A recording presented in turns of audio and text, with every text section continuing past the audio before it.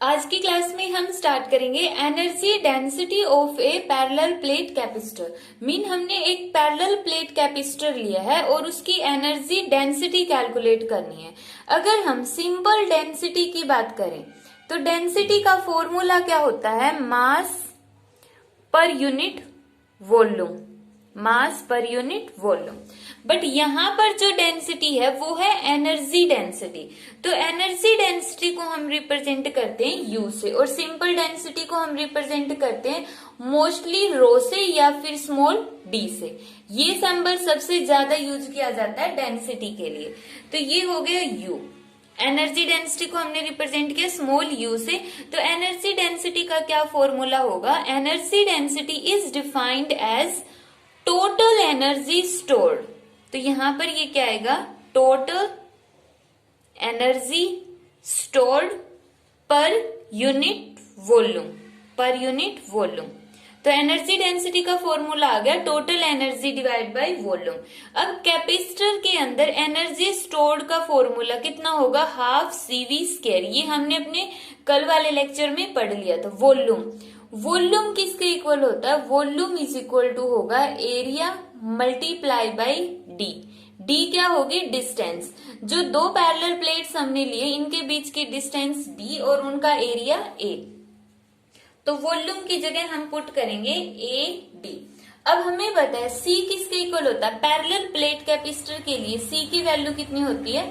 Epsilon not AD। तो यहाँ पर हमने C की जगह पुट करना है एप्सिलॉन नॉट AD। और यहाँ पे V क्या है? पोटेंशियल। V की जगह हम क्या पुट कर सकते हैं? V is equal to ED। जो ये वाला रिलेशन हमने पढ़ा था E is equal to minus DV by DR। तो यहां से V किसके इक्वल आ गया? E multiply by distance.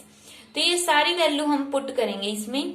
नीचे AD एज इट इज, ऊपर हाफ। C की जगह हम पुट करेंगे epsilon not A divide by D और V की जगह पुट करेंगे हम ED। तो यहां से D से D कैंसिल, A से A कैंसिल।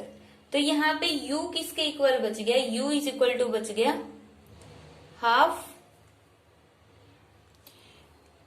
यहाँ पे V की वैल्यू पुट करेंगे ED। तो ED और V का स्क्वायर है तो E का स्क्वायर और D का स्क्वायर और डिवाइड में आ जाएगा AD।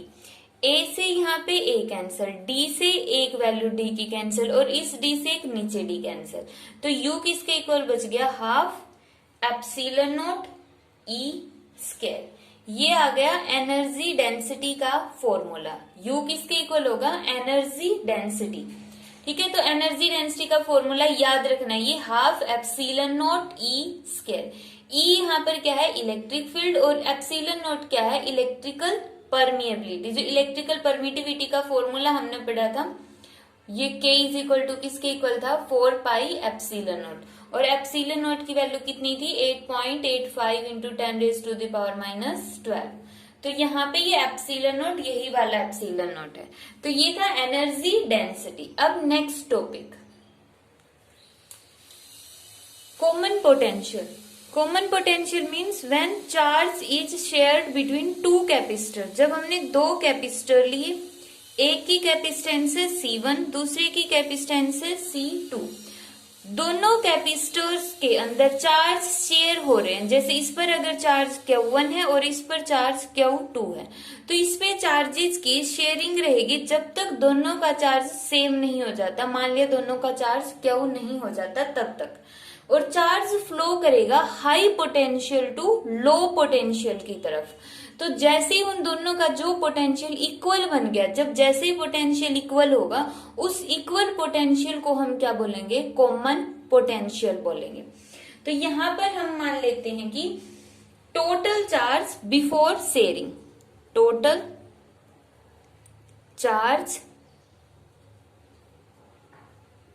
Before sharing. शेयर करने से पहले टोटल चार्ज कितना था? इस पर कितना चार्ज था? Q1 और इस पर कितना था? Q2। और इस पर पोटेंशियल कितना था? V1 और इसका पोटेंशियल था V2। तो यहां से चार्ज का फॉर्मूला क्या बनता है? Q is equal to CV। तो सबसे पहले फर्स्ट कंडक्टर के लिए, ये जो फर्स्ट वाला कंडक्टर है या फर्स्ट मेटल की प्लेट है, इसके ऊपर चार्ज कितना आ जाएगा, C1V1 प्लस सेकेंड प्लेट के ऊपर चार्ज कितना होगा, C2V2। Next, total charge after sharing, share करने के बाद टोटल चार्ज कितना आता है, शेयर करने के बाद जब तक चार्जेस को शेयर करेंगे जब तक इनका पोटेंशियल इक्वल नहीं हो जाता, तो जैसे ही पोटेंशियल इक्वल होगा तो यहाँ पे चार्ज कितना आ जाएगा, C1V प्लस C2V। जैसे ही इन दोनों का पोटेंशियल सेम हो गया तो उस टाइम पे टोटल चार्ज कितना होगा, C1V प्लस C2V पोटेंशियल हो गया यहाँ पे, मीन्स ये टोटल चार्ज हो गया आफ्टर शेयरिंग। अब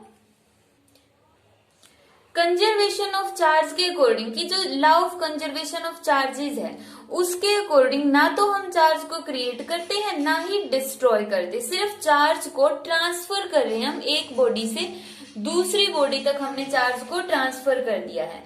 तो यहाँ पे इसका मतलब बिफोर शेयरिंग और आफ्टर शेयरिंग चार्जेस कैसे रहेंगे, सेम रहेंगे। तो यहाँ पे लिख लेंगे using law of conservation of charge. तो यहां से कितना हो जाएगा, C1V1 plus C2V2 is equal to C1V plus C2V। यहां से V कॉमन निकल रहा है तो V को कॉमन निकाल लेते हैं, ये हो गया V कॉमन। यहां से V किसके इक्वल आ गया, C1V1 plus C2V2 divide by C1 plus C2। ये आ गया कॉमन पोटेंशियल का फॉर्मूला, कि जो जब चार्ज डिफरेंट डिफरेंट थे, जब चार्ज डिफरेंट डिफरेंट थे तो इनका पोटेंशियल भी क्या था, डिफरेंट डिफरेंट था। और जब हाई, जो भी कंडक्टर है, जो भी मेटल की प्लेट हाई पोटेंशियल पर होगी वहां से चार्ज लो पोटेंशियल की तरफ फ्लो करना स्टार्ट कर देंगे और तब तक चार्जेस फ्लो करेंगे जब तक इन दोनों का पोटेंशियल क्या नहीं हो जाता, सेम नहीं हो जाता। जैसे ही पोटेंशियल सेम होगा चार्जेस का फ्लो रुक जाएगा और इस सेम पोटेंशियल को ही हमने क्या नाम दिया है, कॉमन पोटेंशियल, जिसका फॉर्मूला आ गया C1V1 plus C2V2 divide by C1 plus C2। अब जो ये फॉर्मूला है, ये फॉर्मूला है जब कैपेसिटर्स को हमने कैसे कनेक्ट किया हुआ है, पैरेलल में। जैसे ही हमने कैपेसिटर्स को पैरेलल में कनेक्ट कर दिया तो उनका कॉमन पोटेंशियल आ गया इतना। बट अगर कैपेसिटर को हम सीरीज में कनेक्ट कर रहे हैं, अगर कैपेसिटर को हम सीरीज में कनेक्ट कर रहे हैं तो उस टाइम पे कॉमन पोटेंशियल का फॉर्मूला क्या आएगा, C1V1 minus C2V2 divide by C1 plus C2। तो उस टाइम पे ये माइनस आ जाता है, एक माइनस आएगा। क्यों? क्योंकि यहाँ पे जो अपोजिट चार्जेस की प्लेट आपस में ज्वाइंट है तो पोटेंशियल भी क्या होगा, यहाँ पर एक का पॉजिटिव और एक का नेगेटिव, या फिर बोलो कि यहाँ पे एक चार्ज तो पॉजिटिव होगा और दूसरा चार्ज नेगेटिव होगा।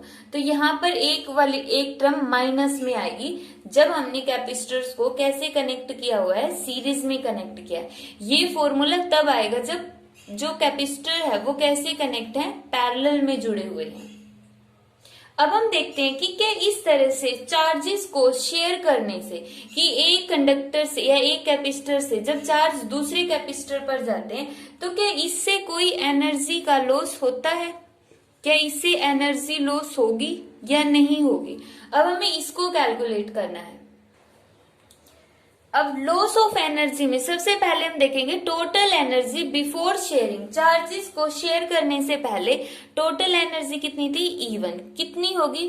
फर्स्ट वाले जो कंडक्टर हमने लिया या जो फर्स्ट वाले कैपेसिटर लिया है उसकी एनर्जी कितनी होगी, half CV square C1V1 square, plus जो सेकंड वाला कैपेसिटर उसकी कैपेसिटेंस C2 है और पोटेंशियल V2 है तो उसकी एनर्जी किसके इक्वल होगी, हाफ C2V2 का स्क्वायर। इसी तरह total energy after sharing, after sharing क्या हो जाएगी, half C1 plus C2V square. V square हमने बाहर निकाल लिया क्योंकि शेयर करने के बाद दोनों का पोटेंशियल क्या हो जाता है, सेम हो जाता है, तो वहां से हमने वी स्क्वायर बाहर निकाल लिया। अब जो लॉस निकालना है एनर्जी का वो हम मान लेते हैं ई किसके इक्वल होगा, E1 माइनस E2। ये हमें देखना है कि लॉस हुआ है या नहीं हुआ है। अगर E1 minus E2 greater than आ गया 0 से तो इसका मतलब लॉस हुआ है, क्योंकि E1 इसका मतलब हो जाएगा E1 ग्रेटर देन E2। तो पहले एनर्जी ज्यादा थी और शेयर करने के बाद एनर्जी कम हो गई, तो इसका मतलब लॉस हुआ है। और अगर ये इक्वल टू 0 आ गई तो इसका मतलब कोई भी लॉस नहीं हुआ है, वो क्या है, एनर्जी सेम रहेगी। तो यहां पर हम कैलकुलेट करेंगे E1 माइनस E2। यहां पे E1 की वैल्यू को हमने पुट किया, E1 है half C1 V1 square plus half C2 V2 square minus half C1 plus C2 V square. यहां पे सबसे पहले हम क्या करेंगे, V की वैल्यू पुट करेंगे।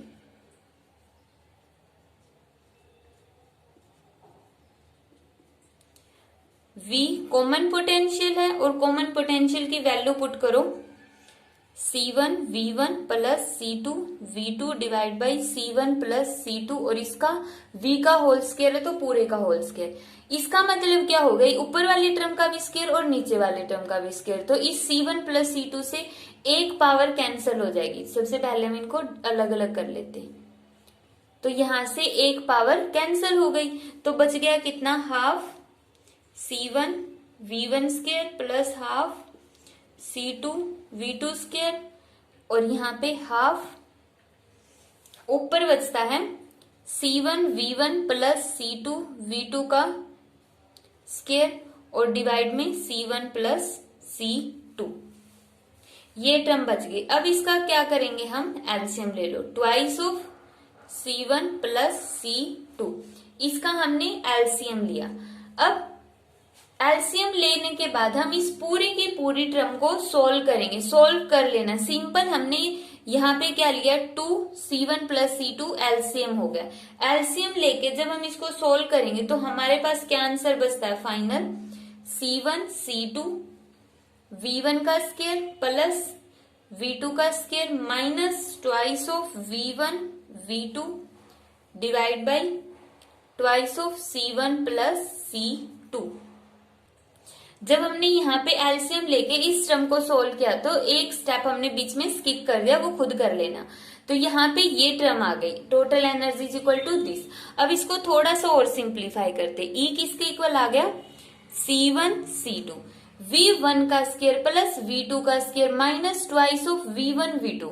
यहाँ पे ये किसके इक्वल बनता है, V1 माइनस V2 का स्क्वायर, और twice of C1 plus C2।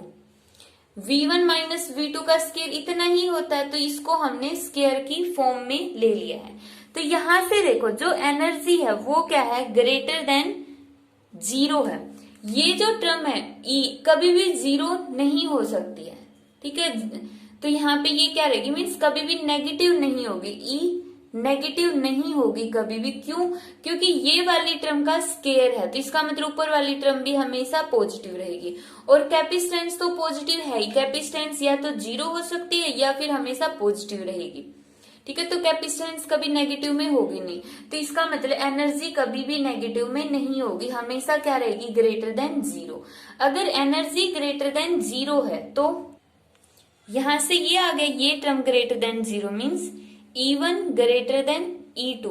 जो इनिशियल एनर्जी थी, जो इनिशियल एनर्जी है वो ग्रेटर देन है फाइनल एनर्जी से। तो इसका मतलब यहाँ पे क्या हो गया, कुछ एनर्जी का लॉस हो गया है। और जो ये लॉस ऑफ एनर्जी है किसके फॉर्म में दिखाई देगी, हीट की फॉर्म में। जो वायर्स के थ्रू हमने क्या किया है, चार्जेस को शेयर किया है।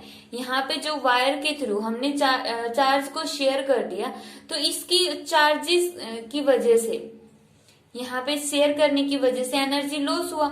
और ये एनर्जी लॉस किसकी फॉर्म में होगा, हीट की फॉर्म में। मीन्स जो ये वायर है वो क्या हो जाएंगी, गर्म हो जाएंगी, हॉट हो जाएंगी।